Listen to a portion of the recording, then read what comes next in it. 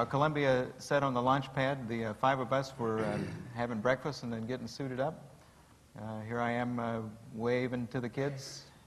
Rommel is just about to go through the pressure check of his launch and entry suit, and that's what Tammy is doing here as well.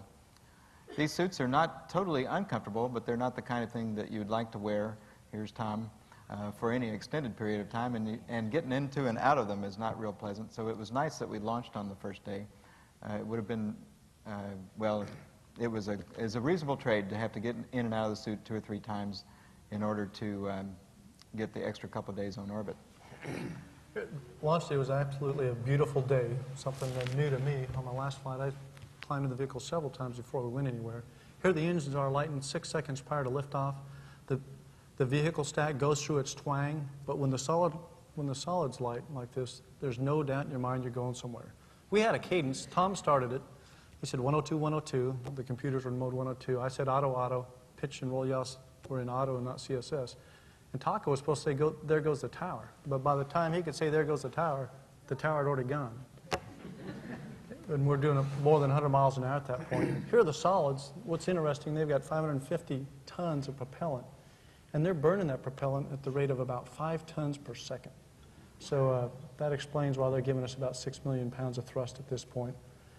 At about 150,000 feet, they detach. We're going about 3,000 miles an hour here. And once they detach on the solids, it's a pretty rough, vibrant ride. And then it becomes a very smooth ride from there to orbit. First order of business after getting to orbit is to convert our rocket ship into a laboratory or a satellite deployment platform in this case. And so we swing open the payload bay doors about an hour and a half after getting to orbit. Taco is working with Rommel to convert the computers over to on-orbit mode while we're getting ready in the back to check out the arm and get the satellite out of the bay. We grappled the SPOS satellite about 3.5 hours into the flight, and some checks were performed both by the crew and the ground. And here we are taking the satellite out of the payload bay and maneuvering to the release position. Tom, of course, is assisting me here with the arm. Everyone in the crew is involved in the rendezvous, in the RMS deploys. But SPOS was a model satellite. The spacecraft performed flawlessly. The group of folks that we worked with in Germany were just incredible to work with, incredibly professional and enjoyable to work with. So we were pleased to be part of the SPOS, the Orpheus SPOS mission. Here we are maneuvering again the SPOS to the release position. Once SPOS is in the release position and our window for release opens, this is the end effector view. We maneuvered the arm, we released the spacecraft, maneuvered the arm away from the SPOS, and then very shortly thereafter, approximately 1 minute, Taco fires some jets on the orbiter so that we would induce a separation velocity between the orbiter and SPOS and send it on its 2-week mission of astronomical observations.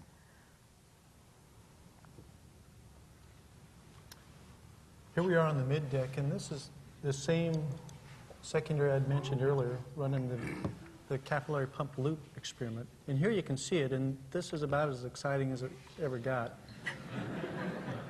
But it was a tremendous experiment run by the University of Maryland. Out in the payload bay, we had the space experiment module, a gas can type experiment with 10 experiments provided by students in high schools and colleges around the country. And they used microgravity to great effect on our 18-day flight. Now here you see the sequence of bringing the wake shield out of the protective cone in the back of the payload bay, protecting the source cells that spray material onto the wafer growth surfaces on the wake side of wake shield. This is, again, flight day 4. And the first place we took the wake shield satellite was over the port side, pointing into the ram direction so that the contamination on the bottom of the shield here would be cleaned off by atomic oxygen in orbit. After a couple of hours during free drift, while we cleaned the wake side of the satellite, we then swung it over to the other side of the payload bay to check out the attitude control system. And so we were doing a constant series of RMS maneuvers with some pauses in between while the shuttle oscillated slowly in free drift, getting ready for the deploy sequence. And here we go over to the other side of the payload bay towards the ADAX checkout, or the attitude system checkout location. You can see the Sahara sweeping by in the background. As Tom was saying here, we maneuver the arm and study where the wake shield thinks it is in terms of its attitude determination system, and we watch the responses of the satellite to the RMS. After going to the ADAX deploy, and then we go to a deploy position, Tom has dropped it here, we study the attitude determination and control system, its performance for 1 minute. We did get into a little higher reaction speed here than planned, and as well we had an 8-degree roll excursion, and so the wake shield community wanted to study this response for a few minutes longer. We did observe to watch the clearance with the aft TV cameras. I'm waiting here to start the thrusters. They're coal gas nitrogen thrusters, and here the wake shield is thrusting away from the orbiter. It's a 20-minute burn. Here are the two satellites in formation with each other after wake shield has been deployed. They're about 15 or 18 miles apart at that point, and we're going to fly between those two to rendezvous with wake shield. As you can see, we do need to eat on board, but you can define your own kitchen table upside down or not. And we do have to keep things clean. Rommel here is vacuuming one of the filters. It collects a little bit of dust on it. We just vacuum the dust off of it. One of several filters in the payload in the crew compartment. Here on the aft flight deck, we have all of our TV recording studio set up, 4 separate recorders to record SVS data that Tammy talked about earlier. And all of this data was shipped back to the ground after landing. We had a number of orbit adjust burns to keep us in the proper position with these two satellites. Some of them were fairly long, as you can see the plume from the exhaust over the nose there. And we use the computers to tell us what to burn, but then we make the burns manually, and you can see how the firing of these little rockets shake the vehicle. You can see the computer on the glare shield sliding around a little bit. What we're looking through there is a little gun sight. We got the reticle turned down fairly dim so that we can see outside well, and wake shield was showing up in the gun sight, and we're flying up closer to it. Again, we manually are flying, and you can see Tammy in the window next to me taking sightings with the police laser. When we get it down over the payload bay, it's time for Tom to go to work and grapple it. It's remarkable how smoothly our pilots brought this spacecraft into the payload bay envelope. I'd never seen another spacecraft in orbit before, and this one was remarkable in its stability. Taco parked us right underneath it, and then we rotate the RMS end effector, get it into the right orientation for grapple, and then it's just a matter of going and closing the grapple pin and not bumping the satellite out of the way in the process. So here we are closing over the grapple pin with the end effector. We trigger the snares and then bring the wake shield back aboard after its 3 days of material science. Once grappled to the arm, we can bring it back down into the payload bay, and we even used it the next day for some space vision system experiments. Aft flight deck teamwork is very important as we bring it down into the payload bay. We even had space vision system here providing us berthing cues in addition to the usual TV camera and RMS digitals that we use for standard payloads. Wake shield was really a joy to operate on the arm. Tammy's here with one of our long lens telephotos, Hasselblad camera, and we'll show you a few views of the Earth in the movie here too. Notice the glow. Hygiene's important in space also, so Story was getting a little bit shaggy, so he's getting a little bit of a trim and a polish here.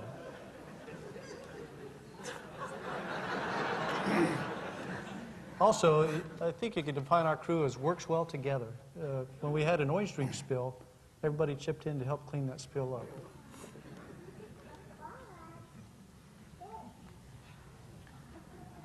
As many of you know, Story was making his 6th flight on the U.S. Space Shuttle, and while we were on orbit, he passed over 1,000 hours of time in the Space Shuttle. So we came up with this patch that says Master of Space and presented it to him in a little ceremony on board. Here we are on the middeck the day before the Flight Day 10 scheduled EVA, applying antifog to our helmets and also getting our tools in the proper configuration in anticipation on the for the EVA of the next day. Tom here has the shuttle power tool, and I'm holding the new station power tool that has some enhanced capability, but as you can see is quite a bit larger than the shuttle power tool. We spent several hours getting our tools in the proper configuration and everything laid out to make EVA day go much more smoothly and efficiently. Tom is donning his lower torso assembly, and it's always a bit of a squeeze getting into those pants. And shortly you'll see my head pop out of the upper torso. And Story, of course, was instrumental in getting us suited up and prepared to go out the door. The crew got into the airlock. We depressed the airlock. The RMS got in position to view crew egress. We went to open the hatch. The handle rotated about 35 degrees and came to a hard stop. This happened over and over again, more times than I can count. And unfortunately, we were never able to open the outer airlock hatch, and the EVAs were canceled for the flight. Well, we wanted to get off on time so that we could get you all home for Thanksgiving, but you can probably blame me on that because this is my third Thanksgiving in space. But here we are eating a traditional turkey. I had flown during Thanksgiving with John Blaha back in '89. I wanted to fly in space again, and I did get to fly with him, but on different vehicles. You all were nice enough to patch us in with him. The moon from out there in space is very similar to the moon down here on Earth. It goes through the same phases, and we watched this moon grow to a totally full moon.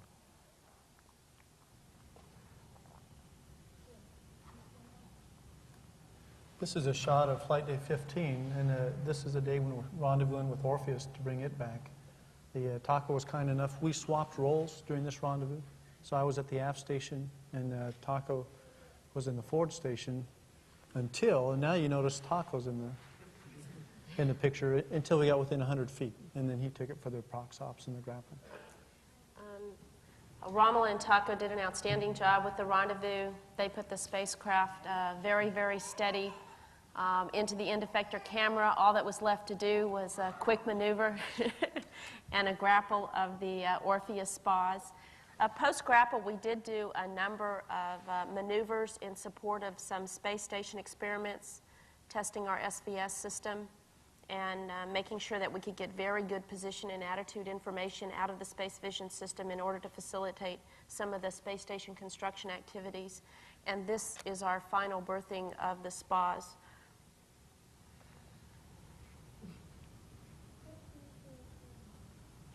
Let's take you back outside. We're going to give you some camera views of the Earth, always in the background as we maneuvered the spacecraft during our long flight. Looking down, we can see some very delicate linear dunes in western Algeria in the great western sand sea of the Sahara. This is a very early morning view. You can see the delicate sculpting of the dunes by the wind. A little bit farther to the east is a big outcropping of black volcanic rock. It's dark gray because of iron and manganese in the rocks. And the Tifernine dunes that are there on the right side, the thumb-shaped dune field, is red because of the iron in the sand grains reflecting light in a different way. And it's a very beautiful dune field bumping up against the hard rock of the mountains there.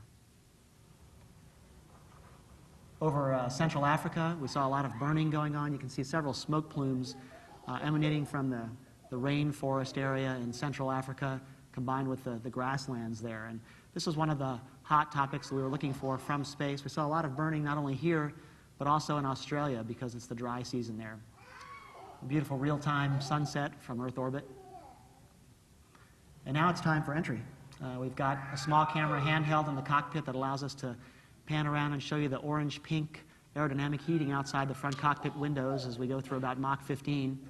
Out the back windows, you can see the plasma tail trailing us behind as the hot plasma streams around the orbiter and goes back over the tail. It's a spectacular light show.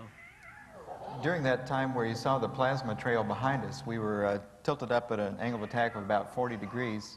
Here we are looking out through a camera over the nose of the vehicle, and now the angle of attack is much lower and we're flying more like an airplane. It is dark overhead, so the only way to see us was with an infrared camera, and that's what you see in the upper right inset in this view. we continue to have the camera that's looking over the nose operate all the way to landing.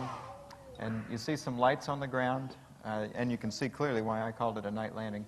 And just up towards the upper right and moving to center, you can see a dim outline of a long, thin light area, which is the runway. We are diving towards a set of lights about 1.5 miles short of the runway, which are lit up by strobe lights. And at about 2,000 feet, we start to pull out to shallow our steep dive angle, which is 18 degrees up to that point, to more of an airliner type glide slope so we can land. At about 300 feet, Rommel put the landing gear down, and this is our view as we're finishing that pre-flare. On the left is a string of lights with a little ball next to it, which we're trying to line up and keep in the center so as to cross the runway at the right height at the threshold. And with the xenon lights providing the bright glow on each side of us, here's the touchdown viewed from the camera at the far end of the runway. You can see the vapor trails being turned up in the humid Florida air. At about 200 knots on the ground, Rommel deployed the drag chute, and at 185 knots, we started the nose down to get all 3 wheels on the runway, and we'll start steering down, trying to stay on the center line of the runway because it's nothing more embarrassing to have the final photos of the vehicle not on the center line. It's also helpful to stay out of the mud and the weeds. And at about 60 knots, we release the drag chute so that it still has a good aerodynamic force on it, pulls it cleanly away from the vehicle so that it doesn't damage the engine bells. This is, after all, a reusable spacecraft. It was the 21st flight of Columbia, the 80th flight of the Space Shuttle program. And that is the end of our presentation. Thank you very much.